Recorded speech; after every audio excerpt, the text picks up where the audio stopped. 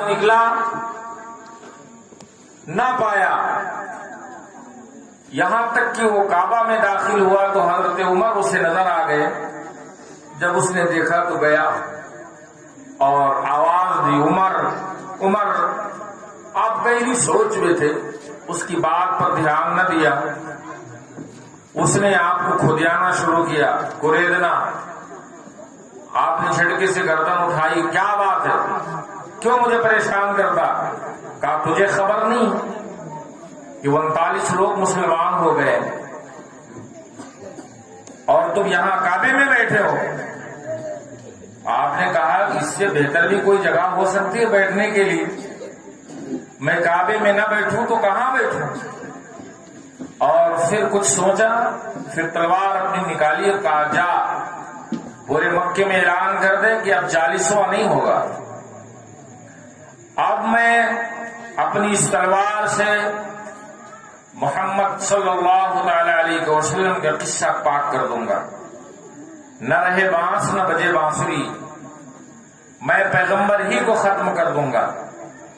تو ایک میں دعوت فکر دیتا ہوں، آج ہمارے رشتہ داروں میں، دوستوں میں، اطراف میں بھی ایسے لوگ پائے جاتے ہیں کہ اگر ہمارے کسی عزیز کا انتقال ہو تو کہتے ہیں 30 نہ کرو، 10واں نہ کرو، 20واں نہ کرو، 40واں نہ کرو۔ تو اب آپ یہ سمجھیں کہ یہ کوئی نئی بولی نہیں ہے بلکہ بہت پرانی بولی ہے کہ 40واں نہیں ہوگا۔ اور کس نے کہا تھا کہ 40واں نہیں ہوگا؟ عمر نے کہا تھا، اور عمر نے کب کہا تھا؟ جب وہ حالت کفر میں تھے تب کہا تھا۔ تو اب اگر کوئی کہے کہ 40واں نہ کرو تو سمجھ جانا یہ کفر کی بولی بول رہا، اور رب کے گھر میں یہ چیلنج کر بیٹھے کہ اب 40واں نہیں ہونے دوں گا۔ رب کی بھی مشیت جوش میں آئی اور فرمایا نادان، میرے گھر میں بیٹھ کر میرے حبیب کے بارے میں تو اس طرح سے چیلنج کرتا ہے کہ اب 40واں نہیں ہوگا، میں بھی اپنی عزت کی قسم کھاتا ہوں نادان تجھے ہی 40واں بنا دوں گا۔ اور ادھر اللہ کے حبیب مکرم صلی اللہ تعالی علیہ وسلم نے دعا فرمائی، اے اللہ عمرو ابن حشام یا عمر ابن خطاب، ان دو میں سے جسے تو سب سے زیادہ پیار کرتا ہے اس کو اسلام کے دامن میں ڈال دے، جس سے تیرے دین کی زیادہ سے زیادہ خدمت ہو سکے۔ تو عمرو ابن حشام یعنی ابو جہل، اس کا اصل نام عمرو ہے، اور اسے لوگ ابو الحکم کہتے تھے، حکمتوں کا باپ۔ طرح طرح کے ہیلے حجت کرتا، حضور سے بہانے بناتا، جہالت کرتا۔ حضور نے فرمایا جسے تم ابو الحکم کہتے ہو یہ تو ابو جہل ہے، جہالتوں کا باپ۔ پھر یہ ابو جہل ہی سے مشہور ہوا۔ ادھر حضور کی دعا بھی کام آ گئی، اور پھر تلوار لے کر یہ چلے، مجاز آسمان پر، سرخ سرخ آنکھیں اور غصے سے سینہ پھول اور پچک رہا ہے۔ ایک صحابی ملے حضرت نعیم بن عبداللہ، انہوں نے پوچھا عمر کہاں جا رہے ہو، مجاز تو بڑا بدلا ہے تمہارا۔ تو انہیں ابھی تک یہ خبر نہ تھی کہ حضرت نعیم بن عبداللہ یہ بھی ایمان لے آئے۔ وہ کہنے لگے کہ آج میں پیغمبر اسلام کا قصہ پاک کرنے جا رہا ہوں۔ تو انہوں نے جو سواری پر سواری کر رکھی تھی نیچے اتر آئے اور حضرت عمر کے سینے پہ ہاتھ رکھ کے زور سے اسے مارا اور کہا ابن خطاب تجھ پر تیری مار ہوئے، تو پیغمبر اسلام سے ٹکرانے جاتا ہے، حالانکہ تجھے یہ خبر نہیں کہ تیرا گھر بھی لٹ گیا، پہلے اپنے گھر کی تو خبر لے۔ کہا کیا مطلب؟ کہا تیری بہن فاطمہ اور تیرا بہنوئی سعید یہ دونوں ایمان لے آئے ہیں، جا کے پہلے ان کی خبر لے۔ بس کیا تھا، آپ کا جلال اور بڑھ گیا۔ گھر پہ آئے اپنی بہن کے، تو اس وقت بہنوئی قرآن کی تلاوت کر رہے تھے، دروازے پہ کان لگا دی۔ آپ نے آواز دی تو قرآن مقدس کے وہ ٹکڑے، پہلے کتاب نہ تھی، حضور کسی کھال پہ لکھوا دیتے، ہڈی پر لکھوا دیتے، پتھر پر لکھوا دیتے، لکڑیوں پر لکھوا دیتے۔ یہ جو قرآنی شکل ہے یہ حضرت عثمان غنی کی دین ہے، آپ کی کاوشوں کا نتیجہ ہے کہ آج پوری دنیا میں قرآن کتاب کی شکل میں ہے اور رسم عثمانی کی تلاوت کی جاتی ہے، اور اس کو چھپانے میں دیر لگ گئی۔ بہن جانتی تھی اپنے بھائی کے مزاج کو، بس کیا تھا، وہ دروازے تک آتی اس سے پہلے ہی آپ نے دروازہ اکھاڑ کے رکھ دیا۔ اندر گئے، فاطمہ کیا ہو رہا تھا؟ کچھ بھی نہیں ہو رہا تھا۔ کہا مجھے خبر ملی ہے کہ تو ملحد ہو گئی ہے، بے دین ہو گئی ہے اور محمد کا کلمہ پڑھ لیا ہے۔ کیا یہ سچ نہیں ہے کہ ان پر جو قرآن اترا ہے ابھی تم دونوں اس کی تلاوت کر رہے تھے اور پھر اپنے بہنوئی کو مارنا شروع کر دیا؟ جب وہ زخمی ہوئے، بہن بچانے آئی اپنے شوہر کو، زور کا جھٹکا دیا، بہن دور جا کر گرتی ہے اور اس کا سر دیواروں سے ٹکرایا اور اس کی پیشانی پھوٹی، خون کا فوارہ نکلا۔ بہن نے جب اپنے پیشانی سے بہتا ہوا خون دیکھا، زخم پر ہاتھ رکھا اور بکھری ہوئی شیرنی کی طرح گرج کر کہنے لگی، اے میرے بھائی عمر سنو، اگر تمہارے رگوں میں خطاب کا خون ہے تو میری بھی رگوں میں خطاب کا خون ہے۔ میں تمہیں چیلنج کرتی ہوں کہ اگر مذہب اسلام قبول کرنے کے جرم میں تم مجھے مارنا چاہتے ہو تو مار ڈالو، اور میں دیکھنا چاہتی ہوں تمہارے بازوؤں میں کتنا دم ہے۔ بس اتنا کہنا تھا کہ حضرت عمر نرم پڑ جاتے ہیں اور کچھ دیر سوچنے کے بعد کہتے ہیں، بہن ذرا وہ کتاب لا جس کی تو تلاوت کر رہی تھی، میں بھی اسے پڑھنا چاہتا ہوں۔ بہن کے تیور اور بدل گئے، کہا اے عمر اسے ناپاک ہاتھ نہیں چھو سکتے ہیں، میرے پیغمبر پر پاک رب کی طرف سے پاک کلام نازل ہوا ہے، تیرے گندے ہاتھ نہیں چھو سکتے۔ کہا پھر اسے چھونے کے لیے مجھے کیا کرنا ہوگا؟ کہا کہ میں بتاتی ہوں جس طرح، اس طرح سے تم غسل کرو، اپنے ناپاک کپڑے اتار ڈالو اور اپنے بہنوئی کے پاک کپڑے پہنو، پھر میں تمہارے ہاتھ میں اللہ کا مقدس کلام دیتی ہوں۔ چنانچہ انہوں نے غسل کیا، کپڑے پہنے، پھر کہا بہن اب تو لا اس کلام کو جس کی تو تلاوت کر رہی تھی۔ تو سورہ طٰہٰ کی چند آیتیں لا کر بہن نے ان کے سامنے رکھ دیا۔ جب اسے پڑھا، طٰہٰ ما انزلنا علیک القرآن لتشقیٰ الا تذکرۃ لمن یخشیٰ تنزیلا ممن خلق الارض والسماوات العلی الرحمن علی العرش استویٰ لہ ما فی السماوات وما فی الارض وما بینہما وما تحت الثری یوں تجہر بالقول فإنہ یعلم السر وأخفی۔ جب ان آیات کی تلاوت کی اور یہاں پر پہنچے تو حضرت عمر جیسا سخت انسان، اس کی آنکھوں سے آنسو جاری ہو گئے اور پھر اس کو اپنے بہن کو دیا۔ کہا اے میری بہن، ہم کتنی گمراہی میں ڈوبے ہوئے تھے، ہم کتنی ظلمت میں تھے، اور یہ کتنا سچا کلام ہے۔ یہ کسی انسان کا کلام نہیں ہو سکتا، یہ اسی کا کلام ہے جس نے اس زمین کو بنایا ہے، جس نے آسمان کو بنایا ہے، جس نے ان دونوں کے درمیان موجودہ مخلوق کی تخلیق کی ہے۔ اب مجھے پیغمبر اسلام کی بارگاہ میں لے کے چلو، میں ان کا کلمہ پڑھنا چاہتا ہوں۔ بہن خوش ہو جاتی ہے، اپنے بھائی کے سینے سے لگتی ہے، بھائی کی پیشانی چومتی ہے اور کہتی ہے چلو میرے بھائی، اب ماتا کے بارگاہ میں تمہیں میں حاضری کی سعادت سے سرفراز کراؤں گی۔ چنانچہ اپنے بہن کو لے کر آپ چلے۔ اس وقت حضور اکرم صلی اللہ تعالی علیہ وسلم دار ارقم میں موجود تھے اور وہاں سخت صحابہ کا پہرا تھا، کسی کو دم مارنے کی جرأت نہیں ہو سکتی تھی۔ حضرت امیر حمزہ بھی ایمان لے آئے تھے اور 39 مسلمان وہاں موجود تھے۔ جب حضرت عمر ادھر پہنچے، یہ خبر حضور کو دی گئی کہ عمر اپنے ہاتھ میں ننگی تلوار لی آ رہا ہے۔ حضرت امیر حمزہ نے گرج کر کہا ٹھیک ہے آنے دو، اگر وہ نیک نیتی سے آتا ہے تو اس کا استقبال کیا جائے گا، اگر وہ غلط ارادے سے آیا ہے تو خدا کی عزت کی قسم کھا کے میں کہتا ہوں کہ اگر وہ خطاب کا بیٹا ہے تو میں عبد المطلب کا بیٹا ہوں، میں اسی کی تلوار سے اس کا سر اڑا دوں گا۔ چنانچہ حضرت عمر خطاب رضی اللہ تعالی جب اس جگہ پہنچے جہاں آقا آرام فرما تھے، صحابہ کی مجلسیں سجتی تھی، پوچھا گیا اے عمر کیوں آئے ہو؟ کہتے ہیں اللہ اس کے رسول پر ایمان لانے آیا ہوں۔ جب یہ سنا تو حضور اکرم صلی اللہ تعالی علیہ وسلم اتنا خوش ہوتے ہیں کہ آپ ان کے استقبال کے لیے اندر سے باہر آئے ہیں۔ آپ کے جسم پر جو چادر تھی وہ بھی سرک جاتی ہے اور زمین پر آپ اسے لٹکاتے ہوئے آئے ہیں اور پوچھتے ہیں اے ابن خطاب کیوں آئے ہو؟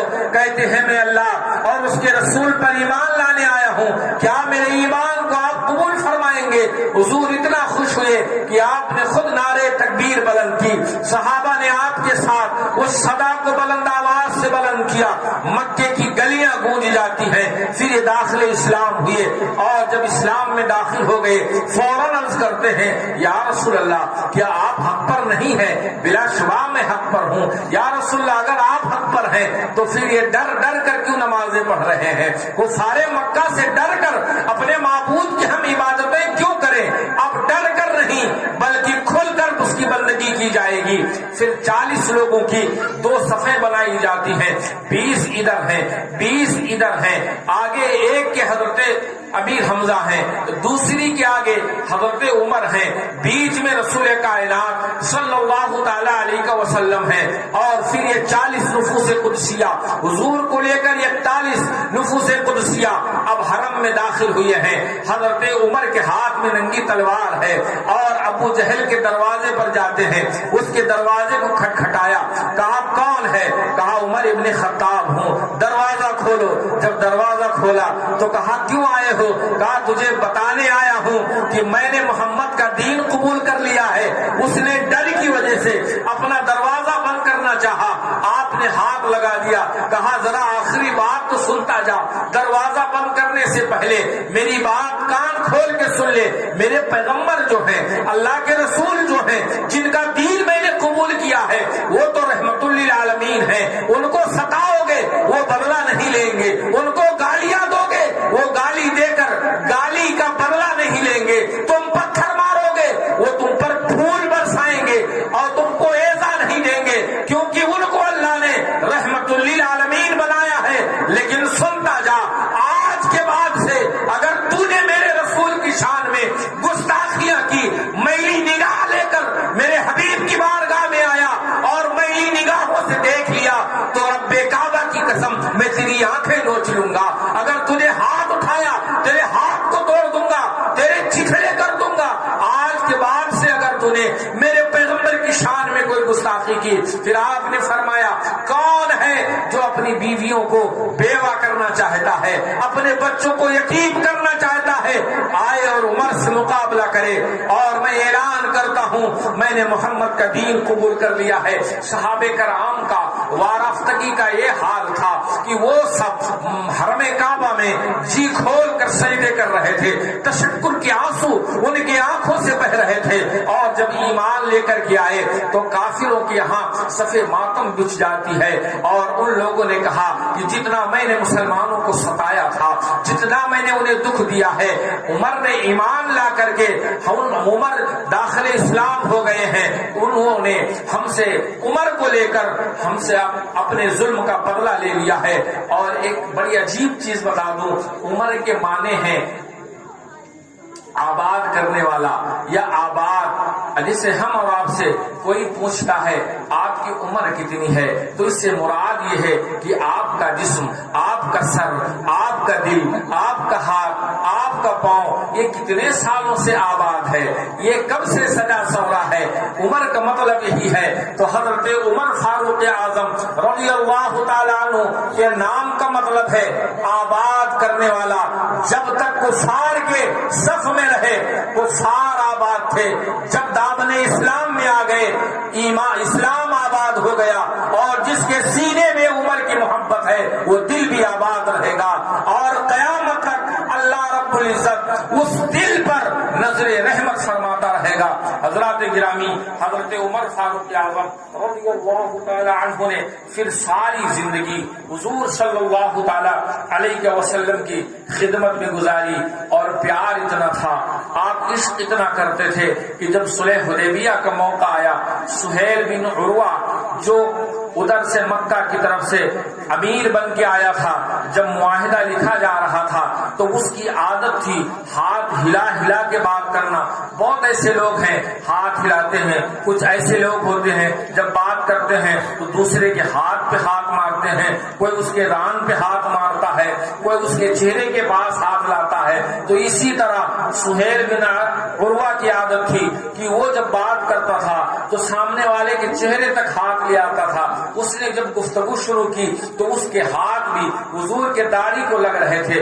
ایک مرتبہ اس نے لگایا، حضرت عمر نے گھور کر دیکھا، دوسری بار لگایا، پھر آپ نے گھورا، جب تیسری بار اس نے لگایا فوراً آپ نے اپنی تلوار لی اور اس کی کلائی پہ رکھ دیا اور فرمایا اے سہیل سن لے، یہ تیرا ہاتھ ناپاک ہے، مصطفیٰ کی داڑھی پاک ہے، خبردار اگر تیرا اب ناپاک ہاتھ میرے پیغمبر کے پاک داڑھیوں سے لگ گیا تو تو اپنی ہتھیلیوں سے ہاتھ دھو بیٹھے گا۔ وہ اتنا خوف زدہ ہوا کہ اپنے ہاتھ کو اپنے دامن میں اس طرح سے چھپا کے بیٹھا، پھر گھنٹوں بیٹھا باتیں کرتا رہا، اس کا ہاتھ پھر کبھی اس کے دامن سے باہر نہ نکلا۔ اور حضرت عمر فاروق اعظم رضی اللہ تعالیٰ عنہ کو حضور نے رب سے دعا کر کے مانگا، آپ رسول اللہ کی مراد بھی ہیں اور مرید بھی ہیں، اعلیٰ حضرت آپ کو امام العادلین کہتے ہیں، آپ کو حضور نے مفتاح الاسلام کہا ہے، یعنی اسلام کی کنجی کہا ہے۔ اور حضور فرمایا کرتے تھے اے عمر، اگر میرے بعد نبوت کا دروازہ کھلا ہوتا، میرے بعد بھی کسی کو نبی ہونا ہوتا تو میرے بعد تو نبی ہوتا۔ اے عمر، میں تجھے مبارکباد دیتا ہوں کہ اللہ رب العزت تجھ سے راضی ہے، اور رب کا پیغام یہ ہے کہ عمر تو بھی راضی ہو جا۔ اے عمر، کیا تم سے راضی ہو گئے ہو؟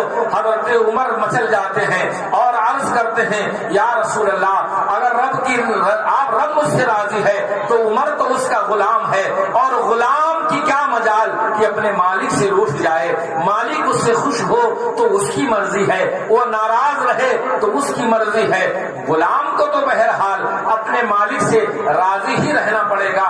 حضرت عمر فاروق اعظم رضی اللہ تعالیٰ عنہ نے اس دین کی وہ خدمت کی ہے اور وہ عدل و انصاف اس دنیا میں قائم کیا ہے کہ حضرات گرامی آج ہم لوگ نماز سے غافل ہیں۔ حضرت عمر فاروق اعظم ہی کے زمانے کا ایک واقعہ ہے کہ ایک یہودی دہی کا کاروبار کرتا تھا، اور وہ بھرکا وغیرہ میں جو گھڑے ہوتے تھے مٹی کے، اسی میں لے کے وہ جاتا تھا۔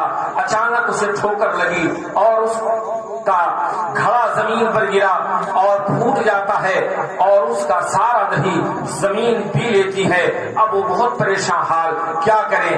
وہ بہت گھبرایا ہوا تھا۔ اتنے میں منافقین مدینہ مل گئے، انہوں نے پوچھا کیا بات ہے؟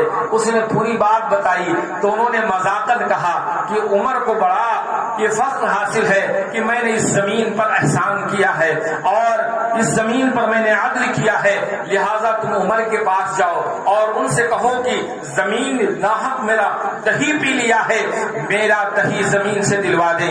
اس نے آ کر کہا، حضرت عمر نے تھوڑی دیر خاموشی اختیار کی، پھر اپنے قلمدان کو بلایا، کہا میرا قلم دان لے کر کے لاؤ اور کاغذ لاؤ۔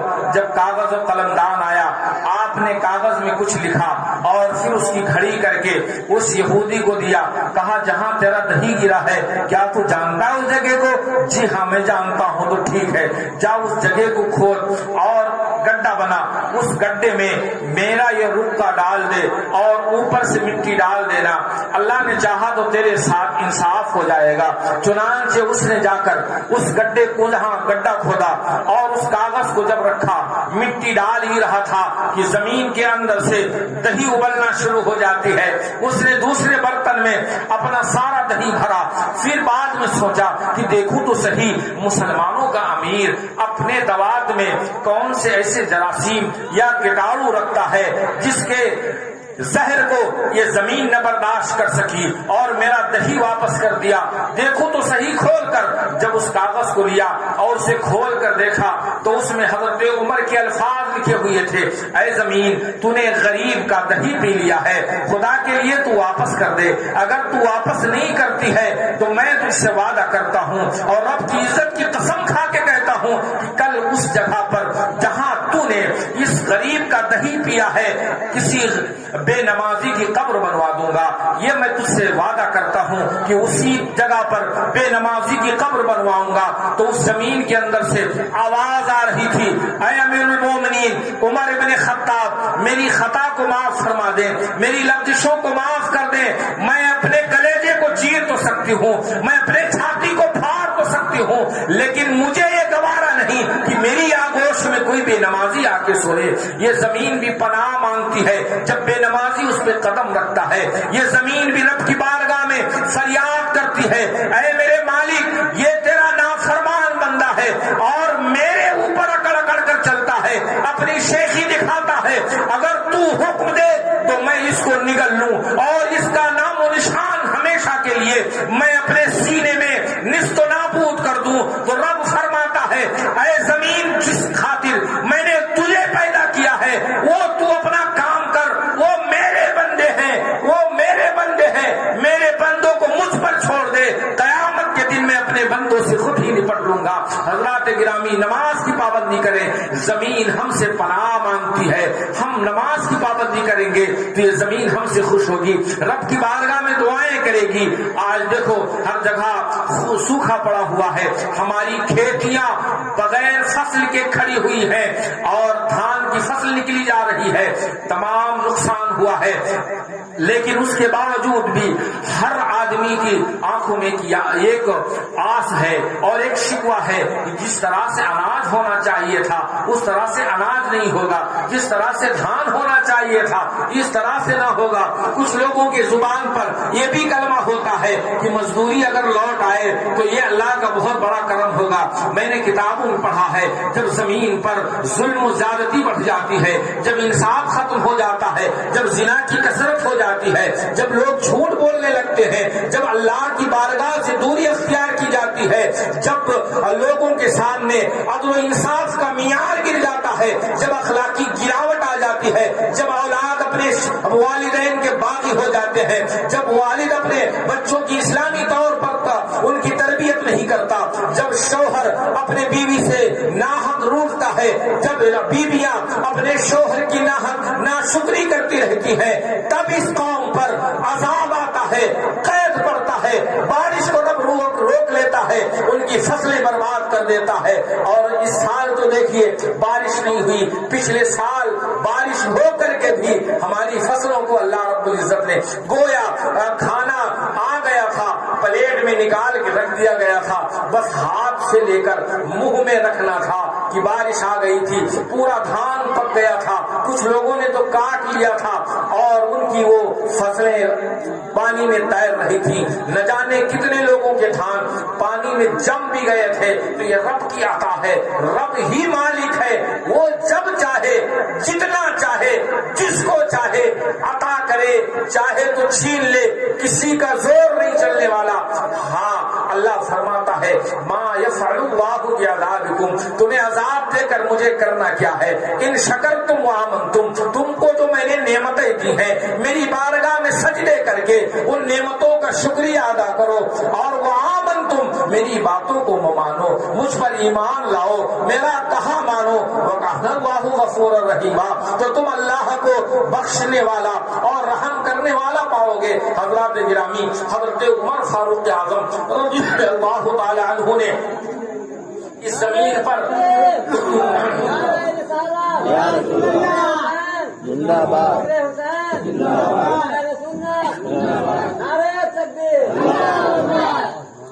حضرت ابوبکر صدیق رضی اللہ تعالی عنہ کے وصال کے بعد اس امت کے خلیفہ بنے۔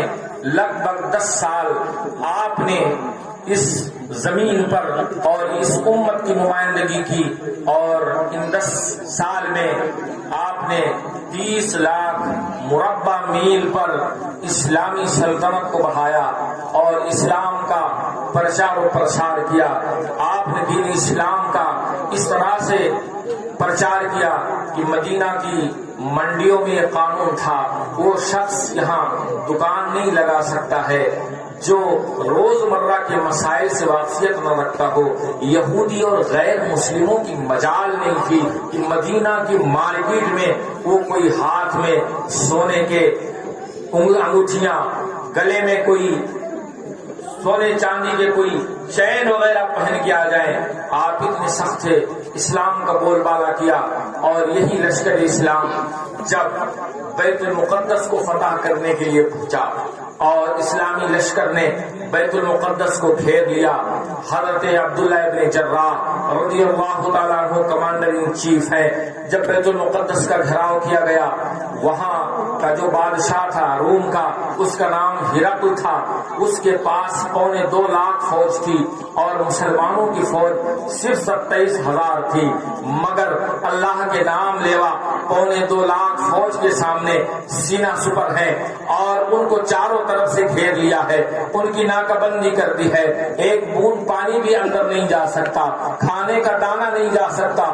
بڑے بڑے پادری بادشاہ ہرقل کے پاس آئے اور کہا کہ میں نے آسمانی کتابوں میں پڑھا ہے کہ مسلمانوں کا ایک خلیفہ ہوگا جو اس بیت المقدس کو فتح کر لے گا، اس کی نشانیاں ہماری کتابوں میں درج ہیں، لہذا اگر یہ خط لکھیں آپ مسلمانوں کے کمانڈر کے پاس کہ وہ اپنے امیر المومنین کو یہاں آنے کی دعوت دے، اور جب وہ آ جائیں تو ہم لوگ ان کی نشانیاں دیکھیں گے، اگر وہ نشانیاں ان کے اندر پائی جائیں گی تو وہ بیت المقدس کو فتح کر لے گا اور ہماری جانیں جائیں گی، اور اگر نشانیاں نہیں پائی گئیں تو ہم لوگ اس سے لڑیں گے اور اس کو شکست دیں گے۔ چنانچہ حضرت ابو عبیدہ ابن جراح کے پاس قاصد نے آ کر بتایا، حضرت ابو عبیدہ ابن جراح نے خط لکھا مدینہ منورہ حضرت عمر فاروق اعظم کے پاس۔ حضرت عمر نے جب اس خط کو پڑھا، آپ کی آنکھوں میں آنسو آ گئے اور فرمایا ٹھیک ہے، میں یروشلم بیت المقدس ضرور جاؤں گا، اور پھر آپ تیاری کرنے لگے۔ حضرت علی حضرت عثمان نے کہا لشکر آپ اپنے ساتھ لے کے جائیں، آپ نے فرمایا نہیں، لشکر کو فلاں فلاں جگہ جانا ہے، وہاں زیادہ ضرورت ہے، عمر کی جان کی اتنی قیمت نہیں ہے کہ اپنی جان کی حفاظت کے لیے کوئی لشکر اسلام کو لیتا پھرے، میں تنہا جاؤں گا۔ آپ جب تیار ہو کر اپنے سواری پر بیٹھنے لگے، آپ کا غلام یرفا جس کا نام تھا وہ دوڑتا ہوا آیا، آپ کے سواری کی مہار کو پکڑ لیا اور کہنے لگا اے امیر المومنین میں بھی آپ کے ساتھ چلوں گا۔ آپ نے فرمایا نہیں، تم میرے ساتھ نہیں جا سکتے۔ کہا حضور میں آپ کا غلام ہوں، آپ اپنے قدموں سے مجھے دور نہ کریں۔ آپ نے فرمایا لیکن یرفا میرے پاس کوئی دوسری سواری نہیں ہے جو میں تجھے دے سکوں۔ اس نے کہا میں غلام ہوں اور غلام کو سواری کی کیا ضرورت ہے، میں آپ کے سواری کی مہار پکڑ کر چلوں گا۔ اس نے ضد کیا، چلنے لگا۔ حضرت عمر فاروق اعظم 30 لاکھ مربع میل پر حاکم ہیں اور امیر المومنین ہیں، جنہوں نے ایران جیسی حکومت کے نشے کو توڑ کر اس کے طاغوتی فن کو کچل دیا تھا، اور ایران کی سرزمین پر اسلام لہرا رہا تھا، اور روم کو بھی آپ نے تہو بالا کر دیا تھا، مصر کی سرزمین کو الٹ پلٹ دیا تھا، شام کو بھی خاک میں نے ملا دیا تھا، ہر جگہ اسلام کی چاندنی چمک رہی تھی، مگر آپ فرماتے ہیں میرے پاس کوئی سواری نہیں، غلام مہار پکڑ کے چلتا ہے، آپ اس کے قدموں پر نظر گڑا دیتے ہیں، کچھ دور چلے، آپ نے فرمایا یرفع سواری کو روک دے، جب سواری روکی آپ نیچے اترے، اب آپ نے سواری کی مہار پکڑ لی اور فرمایا یرفع اب تو میری اونٹنی پر سوار ہو جا، وہ کانپنے لگا، حضور یہ کیا کہتے ہیں؟ آپ نے فرمایا 1000 قدم لے کر کے تو مجھے چلا ہے، اب میرا فرض یہ ہے کہ میں بھی 1000 قدم لے کر تجھے چلوں، کیونکہ ہم دونوں اللہ کے لیے اللہ کے راستے میں چل رہے ہیں، تو جو اللہ کے لیے اللہ کے راستے میں چلا کرتا ہے اس میں نہ کوئی آقا ہوتا ہے نہ غلام ہوتا ہے، تیرے دربار میں پہنچے تو سبھی ایک ہوئے، شاہ و محتاج و غنی ایک ہوئے، ایک ہی صف میں کھڑے ہو گئے، محمود و عیار نہ کوئی بندہ رہا نہ کوئی بندہ نواز۔ حضرت عمر نے فرمایا تجھے سواری پر بیٹھنا ہوگا، چنانچہ وہ سواری پر بیٹھ گیا، اور جب سواری پر بیٹھے رہے ایک ایسا بھی مقام آیا کہ حضرت عمر کے پاس کھانے پینے کا سامان ختم ہو گیا، 1 مہینے کا سفر تھا، اور ایک چرواہے کو دیکھا، آپ اس کے پاس گئے اور کہنے لگے اے بھائی آپ کے پاس اگر کوئی کھانے پینے کی چیز ہو تو مجھے دے، مجھے بھوک اور پیاس لگی ہے۔ اس نے کہا میرے پاس کچھ نہیں ہے۔ آپ نے فرمایا یہ بکریاں ہیں، ذرا ان کا دودھ تو پلا دے۔ اس نے کہا میں چرواہا ہوں، ان بکریوں کا مالک نہیں ہوں، ان کے دودھ پر ان کے مالکوں کا حق ہے، میں تمہیں نہیں دے سکتا۔ آپ نے فرمایا یہ بکریوں کو بیچ دے۔ اس نے کہا جب میں دودھ نہیں دے سکتا ہوں تو بیچ کیسے سکتا ہوں؟ آپ نے اسے لالچ دی، وہ لیکن نہیں مانا۔ پھر آپ نے فرمایا کیا تو مجھے جانتا ہے کہ میں کون ہوں؟ اس نے کہا ہاں میں جان گیا آپ کون ہیں۔ کہا کون ہے؟ کہا آپ وہ ہیں جو مجھے مالک کی امانت میں خیانت کی تعلیم دے رہے ہیں، جو مجھے اپنے مالک کا باغی بنا رہے ہیں، اور اس کے سوا آپ کیا ہو سکتے ہیں؟ آپ تو خدا کے بارگاہ سے بھاگے ہوئے ایک مجرم بندے ہیں، اور کیا ہو سکتے ہیں؟ وہ حضرت عمر فاروق اعظم کو نہیں پہچانتا تھا۔ آپ نے فرمایا کیا تو نے عمر کا نام سنا ہے؟ کہا ہاں وہ تو ہمارے امیر المومنین ہے، اللہ ان کا سایہ ہم سب پر دیر قائم رکھے۔ کہا تو نے کبھی دیکھا ہے؟ کہا نہیں دیکھا ہے۔ کہا نہیں دیکھا ہے تو دیکھ لے، میں ہی عمر ابن خطاب ہوں۔ جب یہ سنا تو وہ کانپنے لگا، آپ کے قدموں میں گر گیا۔ کہا حضور والا مجھ سے غلطی ہو گئی، معاف کر دے۔ آپ نے اسے کھڑا کیا، کہا نہیں تجھ سے غلطی نہیں ہوئی، تو نے جب پہلا جملہ کہا تھا تو میرا ماتھا ٹھنکا۔ یہ انسان اپنی کردار کی بلندیوں پر پہنچا ہوا ہے، مزید میں نے تیرا امتحان لینے کے لیے تجھے لالچ دیا تھا۔ پھر آپ سجدے میں گر گئے اور رب کی بارگاہ میں دعا کرتے ہیں اے میرے مالک جب تک ایسے لوگ عمر کی رعایا میں رہیں گے تیری وہ رحمت اور برکت کی بارشیں نازل ہوتی رہیں گی۔ اے اللہ اپنے ایسے بندوں کو عمر کی رعایا